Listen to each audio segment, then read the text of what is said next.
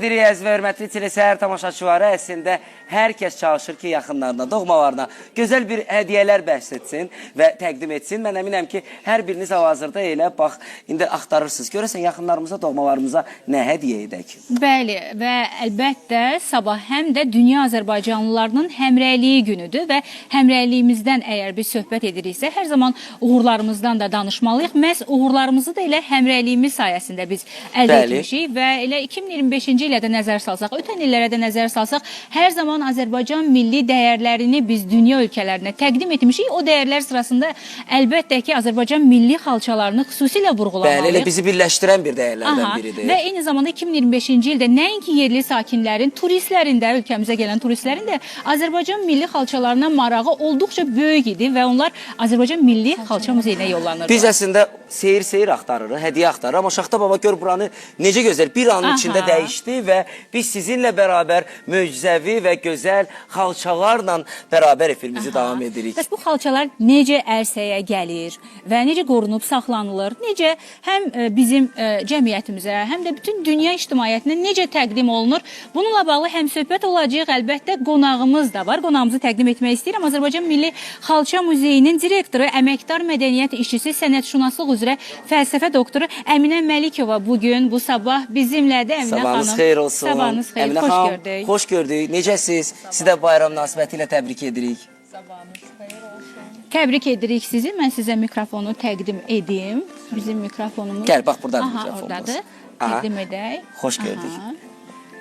Sabahınız xeyir. Sabahınız Salamlayıram sizi, hörmətli tamaşaçılarımızı və fürsətdən istifadə edərək hamını bizi izləyən, bizi baxan hər kəsə mən bir xoş gün arzu etmək istəyirəm. Yeri gəlmişkən sizin studiyanızda hər zaman belə gözəl ab-hava var, amma bugün burada xüsusi bir ovqat var.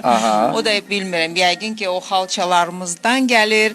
Çünki hər bir xalçada bizim əcdadlarımızdan bir sevgi kodu var, bir sevgi mesajı var. Biz bunu hamımız bilirik və yəqin ki bugün bayram ərəfəsidir. Sabah bizim hamımız üçün çox özəl və önəmli günlərdən biridir. Çünki birincisi Dünya Azərbaycanlılarının həmrəyliyi günüdür. Mikrofonu bir balaca yaxınızdır. Və əlbəttə ki artıq yeni il gəlir. Bu günlərdə müəyyən bir hesabat vaxtıdır və 2025-ci il ərzində bütün əldə etdiklərimizi biz bir-bir sadalayırıq və özümüzə hesabat veririk. Azərbaycan Milli Xalça Muzeyi üçün uğurlu illərdən biri oldu 2025-ci il. Biz rekord rəqəmə gəlib çıxdıq. 160 mindən çox ziyarətçi gəlib ziyarət edib bizim muzeyə. Bu da təbii bir haldır.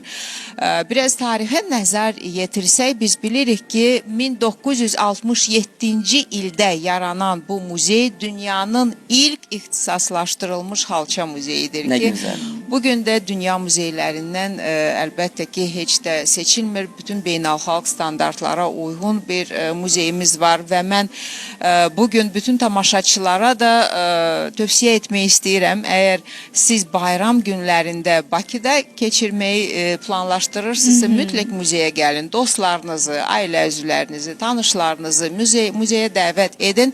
Mən bilirəm ki, hər bir muzeydə maraqlı biri-birindən parlaq sərgilər təqdim olunur bu bayram günlərində. Sabah və ayın biri istisna olmaqla digər günlər, bayram günləri muzey hər gün açıqdır. Bəli, elə Əminə xanım biz qeyd etdik, 2025-ci ildə Xalça Muzeyinə nəinki yerli sakinlərin, turistlərin də marağı vardı və buna səbəb əlbəttə ki, orada keçirilən bir çox sərgilər idi. İstərdik, bax, bu layihələr barədə də sizdən eşidək. Çox sağ olun bu suala görə. May ayında 2016-cı ildə Azərbaycan Respublikasının prezidenti cənab İlham Əliyev tərəfindən imzalanmış sərəncama görə may ayında hər il may ayının 5-i Respublikada xalçaçı günü kimi qeyd edilir və artıq son neçə il ərzində hətta beynəlxalq səviyyədə xalça festivalı keçirilir. Və bu günlə bağlı biz təntənəli şəkildə ilk dəfə olaraq Marakeş Krallığının Marakeş xalçaları immersiv bir sərgi keçirdik. Çox uğurla keçirildi bu sərgi. Maraqlısı odur ki, Marakeşdə olan, toxunan xalçalar Azərbaycan xalçaları ilə çox böyük oxşarlıq var. Bəli, var. Sonra bir neçə bizim maraqlı sərgilərimiz oldu. Mən elə burada görürəm Azərbaycanın xalq rəssamı Arif Hüseynov tərəfindən yaradılmış xalçanın yaranışı layihəsi çərçivəsində biz Arif müəllimin bu sənət əsərinə belə ithaf kimi bu xalçanı toxuduq. Bizim muzeyimizdə ənənəvi texnologiyalar şöbəsi fəaliyyət göstərir və orada 14 yüksək peşəkarlığa malik olan toxucularımız da işləyir. Yeri gəlmişkən mən onları da buradan salamlayıram. Mən hər dəfə onlara müraciət edirəm ki, nə yaxşı ki siz varsınız. Biz adətən xalçaçılıq sənətimizdən bəhs edirik bizə gələn ziyarətçilərə. Amma o xalçaçılıq sənətimizi yaşadan sizsiniz. Ona görə onların əlləri var olsun. Onların bir nümayəndəsi də Zemfira xanım. Elə canlı əslində mən onu deyəcəkdim ki, hal-hazırda biz izləyirik ki, bax bir xalça toxunuşu necə baş tutur və əslində bir suallara keçəcək. Mən istərdim ki, bir xanımla bir söhbət eləyək icazənizlə. Salam, hər vaxtınız xeyir olsun. Necəsiniz? Salam, sabahınız xeyir, çox sağ olun, yaxşıyam. Mən də hamını, bütün xalqımızı bu gözəl bayramı ilə təbrik edirəm. Əslində çox çətin bir işiniz var, amma bir sual verim. Bir xalçanın toxunmasında nə qədər vaxt gedir? Yəni, bax, misal üçün, bunu deyə bilərsiniz, zəhmət olmasın. Bəli, hal-hazırda toxuduğum xalçanın ölçüsü 50 sm 70-ə. Onu bir ay vaxt lazımdır. 8 saat gün ərzində toxuyub, durmadan. Ölçüdən asılı olaraq təbii ki, ölçüdən və sıxlıqdan asılıdır. Xalçan mürəkkəbliyindən asılıdır xalçan. İndizdən sizdən soruşum, çətin deyil ki, yoxsa öyrəşmişsiniz? Valla mənə çətin deyil, çünki mən sevirəm bu işi. Yəni burada naxışlar müxtəlifdir. Təbii ki, bu naxışların hər birini alındırmaq yəqin ki, biraz da düşündürür insanı və bu zehni olaraq da yorur. Biraz da bu prosesdən istəyərdim bəhs edəsiniz ki, bunları etmək üçün insanda hansı bacarıq olmalıdır? Bəli. İlk növbədə səbr lazımdır. Həqiqətən səbr lazımdır. Diqqət olmalıdır. Ümumiyyətlə bu iş elədir ki, xalça toxuyanda yəni depressiyada olan insan depressiyadan çıxır. Nə gözəl. Nə gözəl. İşiniz avanda olsun. Mən təklif edirəm ki, birazdan yenidən biz... Yenidən həmsöhbət olacağıq və biz təbii ki, bugün gözəl bir musiqi də dinləyəcəyik və bizim dəyərli sənətkarımız. Çox sevirik. Çox sevirik onu. Mütləq şəkildə bayramlarda onu görməliyik. O özü studiyaya gələndə bir bayram yaranır. Gəlin bir yerdə qarşılayaq. Hal-hazırda elə bizimlə bərabər Elnarə Xəlilovadır dostlar. Elnarə xanım, xoş gördük. Qızı çağıraq, bayramınız mübarək. Necə gözəl illərə çıxaq, hamılıqla, sevdiklərimizlə, doğmalarımızla, əzizlərimizlə bərabər. Təşəkkür edirik. Mən təşəkkür edirəm. Nə xoş ki, bu sabah bax sizinlə birlikdə biz yenilik qeyd edirik. İstədik elə sizdən bir musiqi nömrəsi alaq, daha sonra həmsöhbət olacaq. Özləm.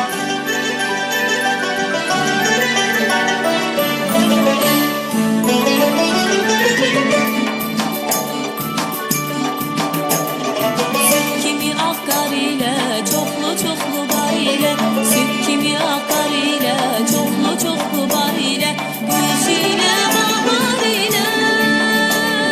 Yeni geldi, yeni geldi, nice rüzgar ile yeni geldi. Yeni geldi, yeni geldi, nice rüzgar ile yeni geldi.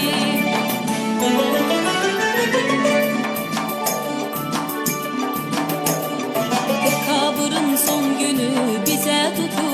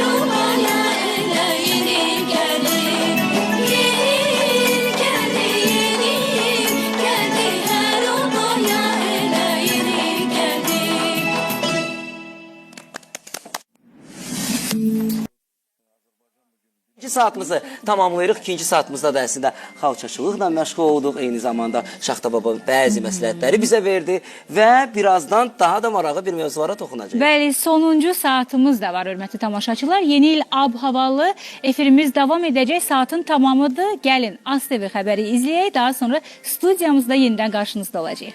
Bəli, əziz telesəhər izləyiciləri, biz davam edirik və qeyd eləyək ki, studiyamızın qonağı Azərbaycan Milli Xalça Muzeyinin direktoru, əməkdar mədəniyyət işçisi, sənətşünaslıq üzrə fəlsəfə doktoru Əminə xanım Məlikovadır. Əminə xanım, təkrar sizi xoş gördük. Əhvalınızı ümid edirəm, yaxşıdır. Çox gözəl Şahbənd qrupu bugünkü səhərə sevinç qatdı öz musiqi ilə. Ona görə hər şey əladır. Bayram ərəfəsini yaşayırıq. Studiyamızda həmişəki kimi gözəl ab-hava var və mən bir də tamaşaçılarımızı salamlayıram və hər kəsə gözəl, uğurlu bir dekabr günü arzu edirəm. Təşəkkür edirik. Əminə xanım, əslində o qədər maraqlı layihələr var ki, Xalça Muzeyində. Onları bir-bir biz artıq bir hissədə təqdim etdik, amma istəyirdik ki, mövzumuzu davam edək. Biraz öncə siz Mərakeş işbirliyindən danışdınız və həqiqətən də bizim xalçalarımız hardasa oxşuyur. Amma 2025-ci ildə Xalça Muzeyi üçün ən yadda qalan hansı layihə oldu? Layihələr çox oldu. Onları mən ən əhəmiyyətlilərini əlbəttə ki, indi sadalayacağam. Amma mən bunu da hörmətli tamaşaçılarımıza çatdırmaq istəyərəm. Bir sevinç və qürur hissi ilə ki, ilin sonunda biz mükafatlandırıldıq. Azərbaycan Respublikasının Mədəniyyət Nazirliyi tərəfindən bir nominasiya elan edildi və Azərbaycan Milli Xalça Muzeyi ilin muzeyi seçildi. Təbrik edirik. Bu mükafat bizim üçün çox əzizdir. Bütün komanda çünki bu bizim illər, 10 illiklər boyu Azərbaycan Milli Xalça Muzeyi qocaman muzeylərimizdən biridir. Yəqin ki, bizim zəhmətimizin, əməyimizin bir nəticəsi olaraq belə yüksək qiymətləndirmə bizim üçün çox xoş oldu. Biz bayaq biraz tarixdən danışdıq. 1972-ci ildə muzeyin ilk ekspozisiyası açıldı və bugün də maraqlısı odur ki, əlbəttə ki, muzeyin içərisində bizim daimi ekspozisiyadan başqa müvəqqəti sərgilər də göstərilir, nümayiş olunur və hətta binanın özü bir mənalı Bakımızın, paytaxtın müasir incəsənət simvollarından birinə çevrilmişdi.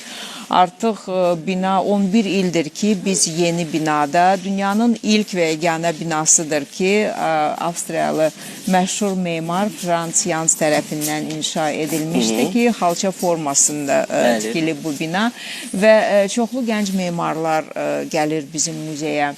Və xalçaçılıq sənətidir ki, o el sənətidir, o xalq sənətidir ki, bizim xalqımız hələ orta əsrlərdə ən yüksək zirvəsinə çatan bir sənətdir. Ona görə biz bunu bugün yaşatmalıyıq. Hər bir muzeyin əsas borclarından, əsas vəzifələrindən olan bizim milli mədəni irsimizi qoruyub saxlamaqdır, onu təbliğ etməkdir və bizə gələn ziyarətçiləri də maarifləndirməkdir. Əminə xanım, bəs ziyarətçilərə ən çox hansı bölgənin xalçaları onların diqqətini cəlb edir? Adətən bilirik ki, təbii ki, hər bölgənin özünə məxsus ornamentləri var və elə xüsusi xalça peşəkarları var, hətta belə deyərdik ki, onlar həmin saniyə o xalçaları duya bilirlər. Amma alıcılar arasında bəs hansı xalçalara və hansı bölgənin xalçalarına tələbat daha çoxdur? Bilirsiniz, maraqlı sualdır, biraz çətin sualdır, çünki zövqlər çox müxtəlifdir və amma Azərbaycan xalçaları həmişə fərqli olub, öz rəng çalarları ilə, öz kompozisiyaları ilə. Dünyada çox ölkələr var ki, onların el sənətləri arasında xalçaçılıq sənəti mövcuddur. Amma gördüyümüz kimi bugün hələ bir neçə xalçaları biz burada nümayiş edirik. Baxın, onların rəng çalarları çox parlaqdır. O da ki, bizim iqlimimizdən asılıdır. Azərbaycanın geografi vəziyyəti belədir ki, mövcud olan 11 iqlim zolağının 9-unda biz varıq və hər bir güşədə, Azərbaycanın hər bir bölgəsində xalçaçılıq sənəti həmişə mövcud olub. Ona görə də əvvəllər necə olub? Bugün görürsünüz, Zemfira xanım, onun üzərində bir çeşni var, bir xalça dizaynı var. Bugün xalçaçı rəssamlar ayrıca bir sənətdir. Onlar müxtəlif dizayn üzərində işləyirlər və müasir xalçaları, ora ənənəvi xalçalardan elementlər də olur və toxucu xanımlar adətən onlar bu çeşnilərə baxıb xalçalara toxuyurlar. Amma 100 il bundan əvvəl, 200-300 il bundan əvvəl adətən toxucu özü ətrafda görülən mənzərələri çalışıb ki, ifadə etsin öz əl sənətində. Ona görə biz hər zaman deyirik ki, hər bir naxışda müəyyən bir məna var. Biz ekskursiyanı başlayanda deyirik ki, hər bir Azərbaycanlı xalça üzərində dünyaya gəlir. Bütün həyatımız boyu biz xalçaların ətrafında keçiririk. Evimizi xalçalar bəzəyir. Və son mənzilə də biz xalça üzərində gedirik. Əminə xanım, sizlə söhbətimizi təbii ki, davam elətdirəcəyik, amma istəyərdik ki, sözü elə həmkarımıza verək, həmkarlarımıza verək. Bizlərin təşəkkürümüzü həm də bildiririk. Çünki həqiqətən də Əminə xanım, bax gəldiniz, buranı işıqlandırdınız, xalçalarla... Və xüsusilə də praktik formada görə bildik. Əminə xanım, sizə təşəkkür edirik bizim studiyamıza dəvət gəldiyiniz üçün. Həqiqətən buyur əziz həmkarım. Əslində, bax, biz Xalça Muzeyindən danışdıqsa, mütləq Xalça Muzeyinə biz təklif edirik ki, hamı elə rahatlıqla ictimai nəqliyyat istifadə edərək yollansın. Məncə, artıq elə, bax, Əminə xanım qeyd etdiyi kimi 31 dekabr, 1 yanvar tarixləri istisna olmaqla elə Xalça Muzeyi hər gün çalışır. Amma bu haqda məlumatı bizə həmkarlarımız ötürəcək. Bəli, buyurun. Həqiqətən də ictimai nəqliyyatdan hər dəfə sizə müxtəlif məlumatlar çatdırır əzizəm.